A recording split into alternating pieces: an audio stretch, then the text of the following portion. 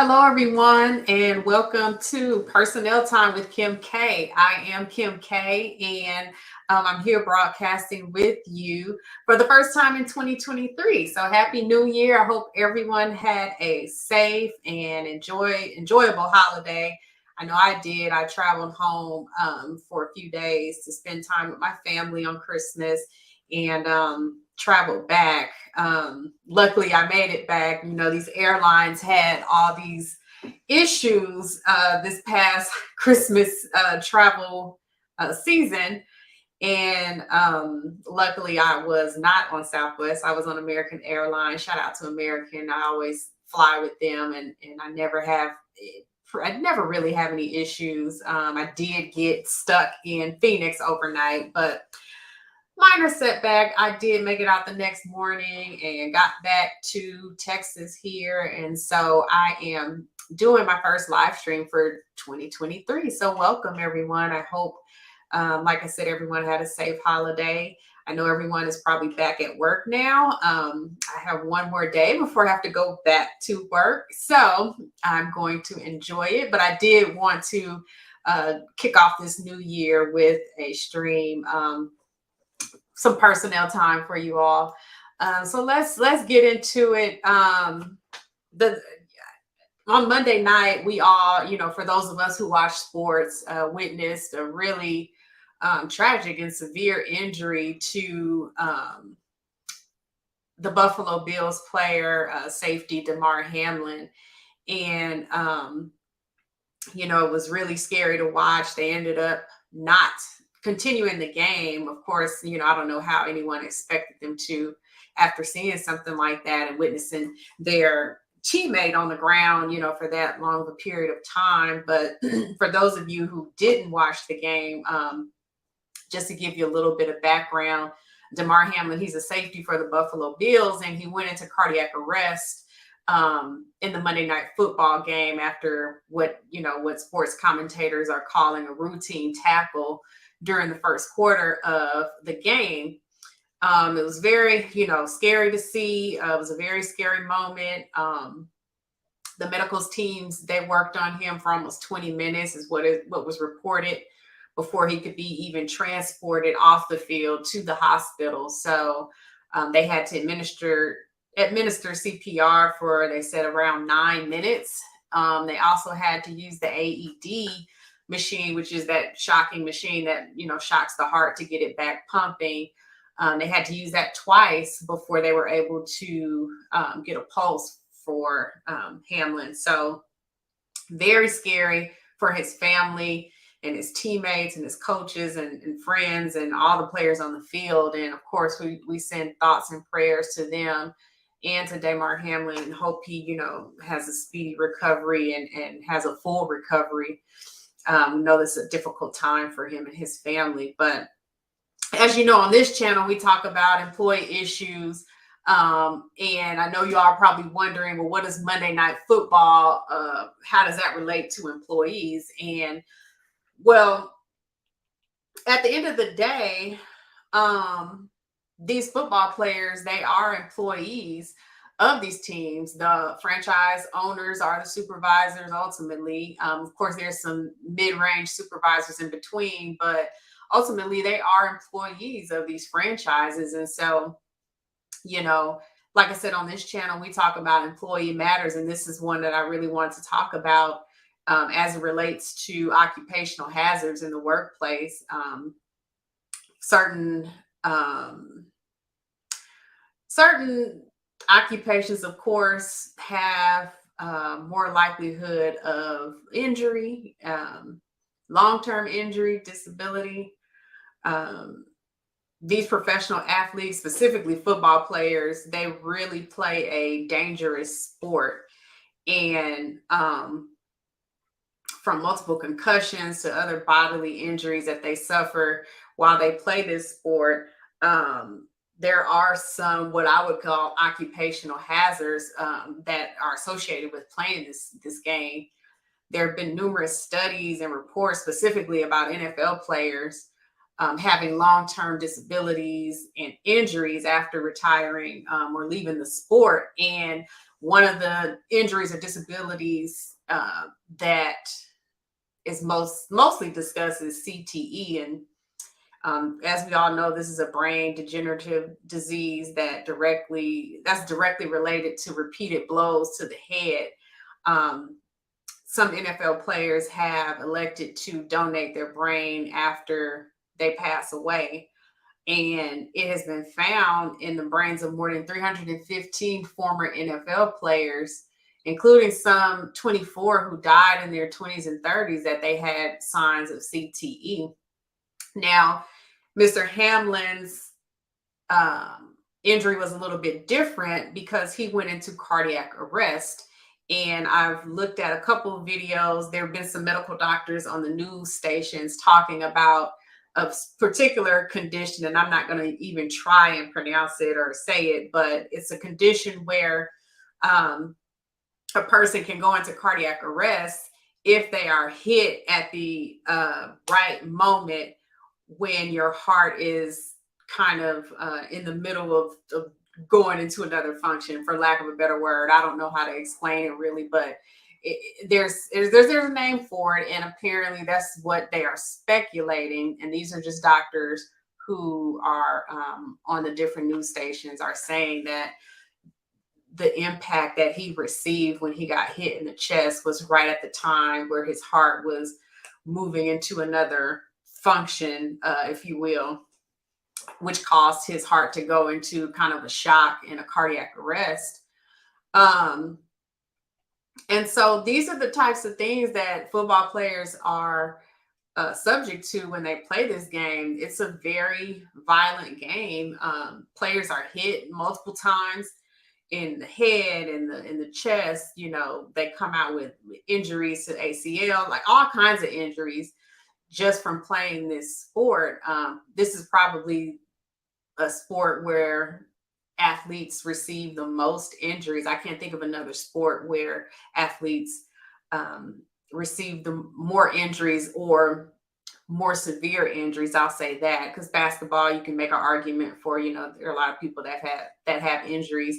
But football, because it's such a contact sport, you do see football players with more severe injuries, in my opinion. You know, and I could be wrong. If I am, tell me in the chat. But I want to talk about occupational hazards because in the workforce, in a lot of places, OSHA, which is the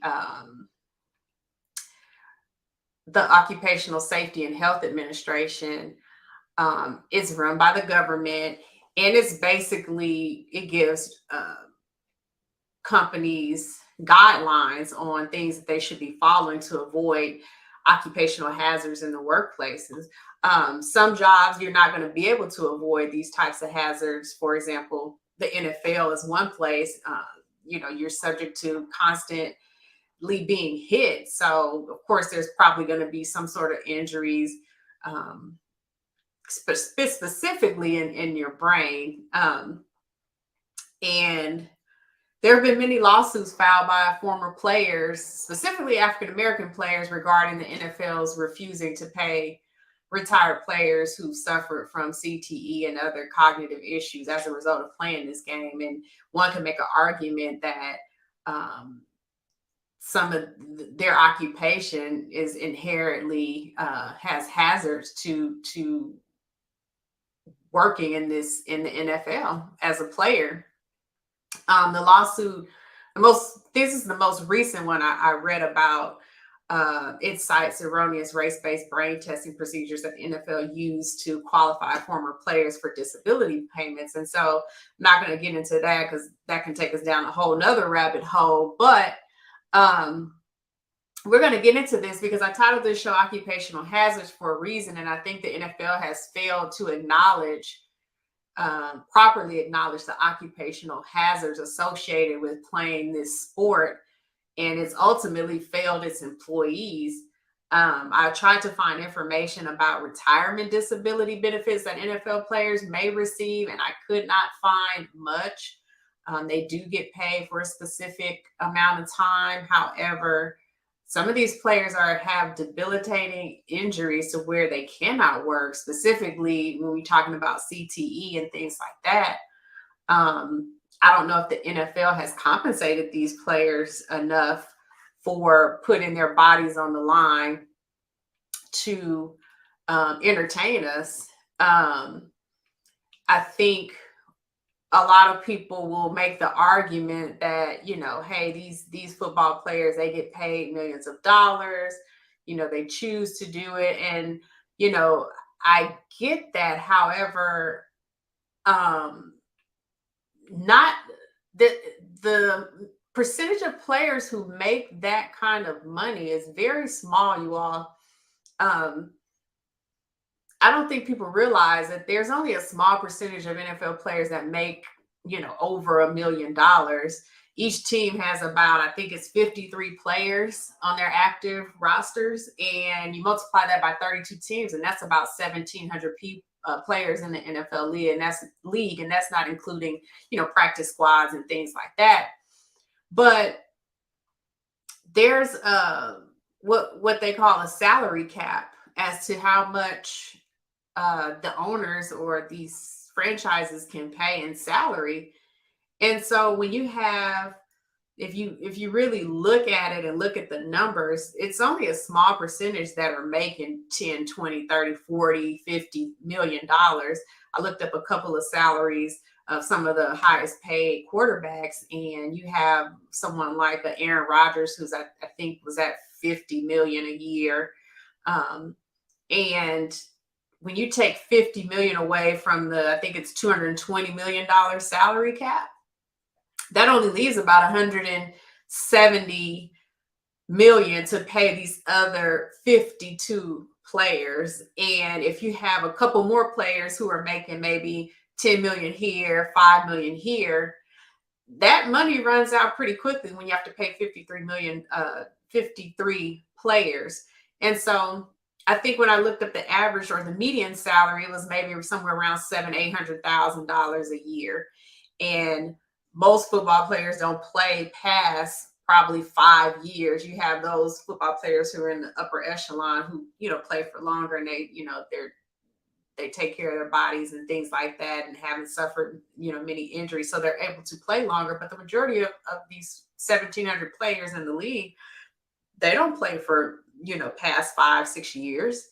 And so my question that I had when, we were watching the game and we were watching this all unfold is, does the NFL offer any type of disability retirement pay for injured players? And if so, is it feasible for these players to receive this pay? You have a player like Damar Hamlin. I think he's been with the Bills for 2 years. I'm not sure how long he's actually been in the league. He's only 24, so he may have only been in the league for about 2 years now.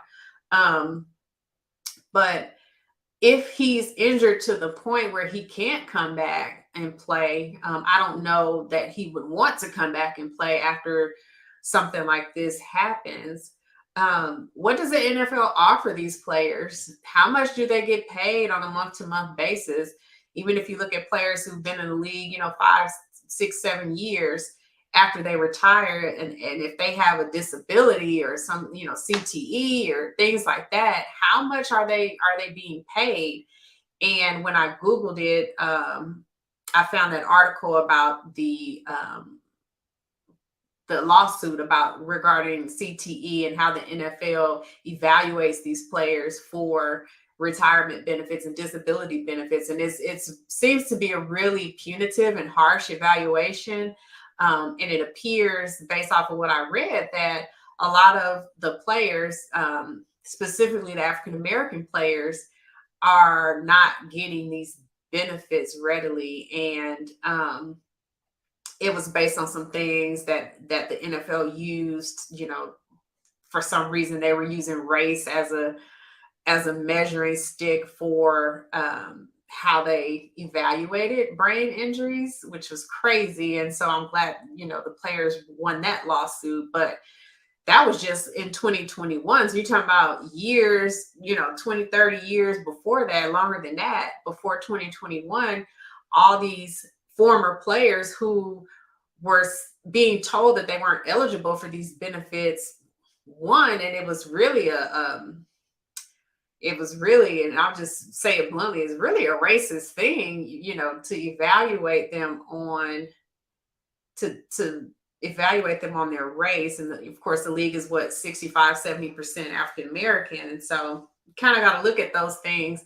And you look at all these past players who have not been paid after being traumatically injured, and having traumatic injuries to specifically their brain, which causes cognitive issues and them not being able to work in normal settings because of these injuries. And the league offered them nothing. They said they weren't eligible. And my question now is, can you make an argument? Can players make an argument about getting those back benefits for those players who were rejected and didn't qualify at the time for those benefits? If you work a regular job, for instance, I'm in human resources, I may work to 55, which would be my retirement age. But you look at football players, if they're out of the league after 5 years, say they come in at 21, 22, after 5 years, they're only 27. How do they make a living, especially if they've been injured, like a Damar Hamlin, like he's been injured, and some of these past players who, they've committed suicide and things like that and had severe depression. And what researchers are saying is because of this CTE. And so I wanted to talk about occupational hazards, and is football inherently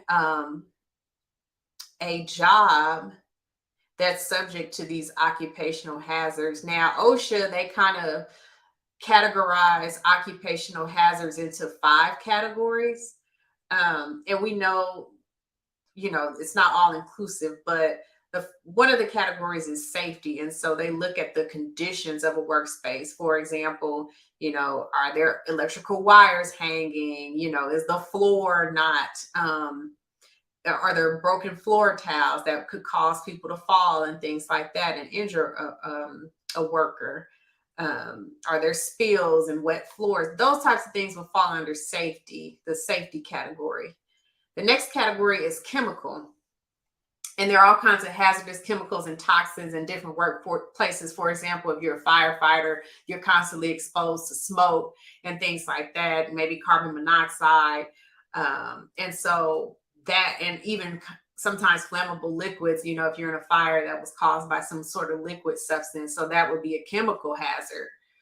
Biological is another category.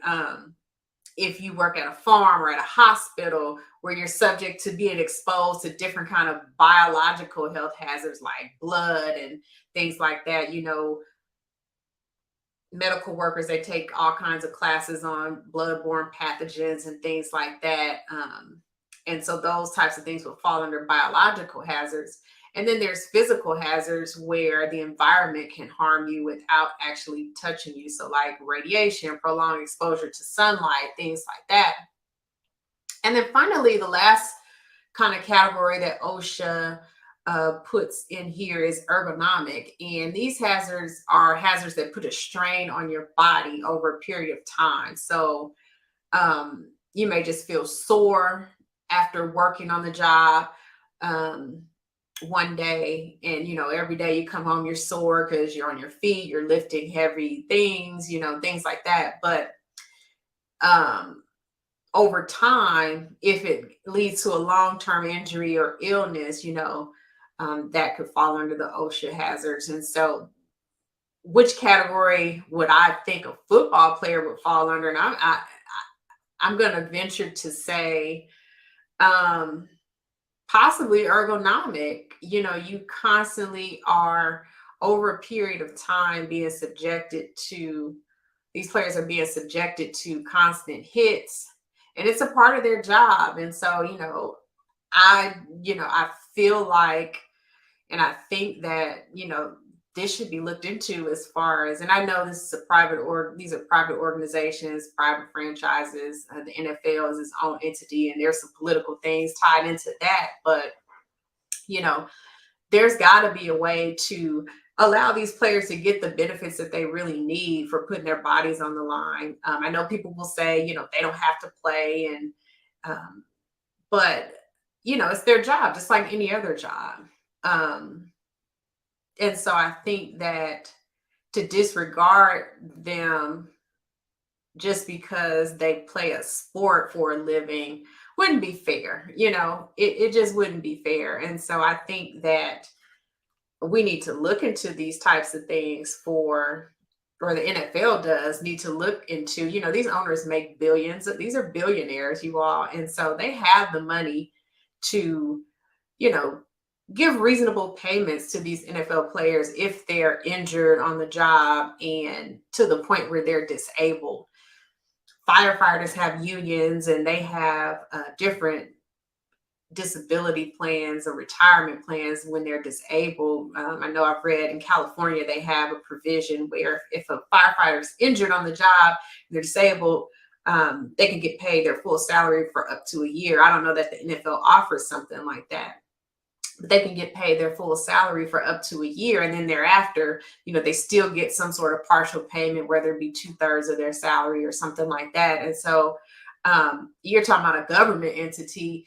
Well, these NFL teams, these are rich franchises and rich owners. And I think it would be a good thing as an employer to offer something else to these employees or these players to help supplement when they're out of the league and they can't play anymore and they've suffered these injuries to where that's preventing them from getting just a regular job because of these injuries. And I think they need to take a closer look at that and make sure that they are taking care of their employees, so that they can live a reasonable life after football. And I'm not saying they can continue to pay players millions of dollars even though they're not working, but something to help supplement, because you got to think about medical bills, you got to think about just everyday living expenses if these people have families and things like that. It would be a really good gesture, I think, for the NFL to offer some sort of compensation to these players, as a retirement disability, and not putting so many constraints and restraints, which to me, I believe that's what prompted this lawsuit. The loopholes and the hoops that players had to jump through to get these retirement benefits. And then the bias. I mean, it was just blatant biases in the evaluation of these players' medical conditions. I mean, they based it on race, and that's just not fair, and it's not right to treat your employees like this. We always talk about on personnel time, I talk about employees, I talk about employers, and I try and call it fair. And I wanted to do this video because I don't know if people thought about it from that type of perspective. I know people talked about it, but I just wanted to give it to you from an HR perspective and what would, make employees with the NFL, your players, feel valued. I hope Damar Hamlin does make a full recovery. I'm sure it's going to be a long recovery for him. And the first thought that popped in my head is, what is he going to do now? Because he suffered this injury, and what does the NFL have to offer him to help, with medical bills and things like that, to help after football, to help these players after football, to compensate these players after football, after they suffered these debilitating injuries. What does the NFL do, and how can they make their policies and procedures and benefits better for their employees so that they feel valued when they finally leave? So let me know you all's thoughts. I know, I kind of rambled on this one. I'm really tired. I came back home with a slight cold, so I'm barely making it. But I did want to jump on here and just talk about this because I felt like it was really important. I feel really bad for this kid because he's super young, and he was, getting a chance to shine on Monday Night Football, and to suffer this kind of injury, it just popped in my head like occupational hazard. Like, football is inherently occupational, they have inherent occupational hazards playing football. And what can the NFL do to help and offer as a benefit to these players outside of money, because we talked about the numbers. If you have a $220 million salary cap, how much can you pay 55 players when you have one player making 50 million of that 220 million? So just something for you all to think about. Let me know what you think in the comments. Like I said, sending prayers to Mr. Hamlin. I hope he does make a full recovery, and I hope you all enjoyed this video, and I will see you next time.